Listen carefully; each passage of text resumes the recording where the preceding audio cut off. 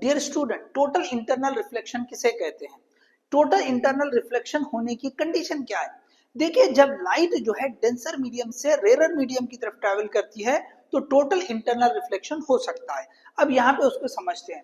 देखिए, ये वाटर हमने एक डेंसर मीडियम ले लिया, ये ऊपर एयर वाला मीडियम जो कि रेरर मीडियम है।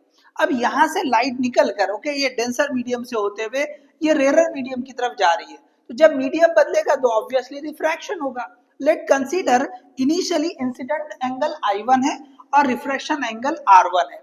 अब देखिए, रेरर मीडियम में जा रही है तो रिफ्रैक्टेड जो रे होती है वो ये नॉर्मल से दूर बेंड होती है। Okay, it is bending away from the normal. अब अगर हमने इस इंसिडेंट एंगल को बढ़ाया तो ये बेंडिंग और बढ़ेगी। जैसे यहाँ पे देखा कम बेंडिंग है, यहाँ पे और बढ़ गई।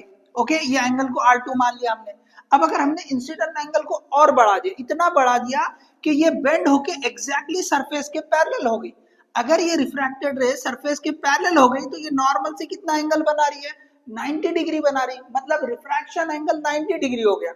तो जिस इंसिडेंट एंगल पर रिफ्रैक्शन एंगल 90 डिग्री हो जाता है, इस इंसिडेंट एंगल को हम क्रिटिकल एंगल बोलते हैं। अब इस एंगल से भी बढ़ के अगर इंसिडेंट एंगल कर दिया हमने तो ये और बेंड होगी, और बेंड होगी किधर आ जाएगी? फिर से वाटर में आ जाएगी, मतलब सेम मीडियम में आ जाएगी। तो यहाँ पे तो रिफ्लेक्शन हो गया, तो इसी को कहते हैं टोटल इंटरनल रिफ्लेक्शन।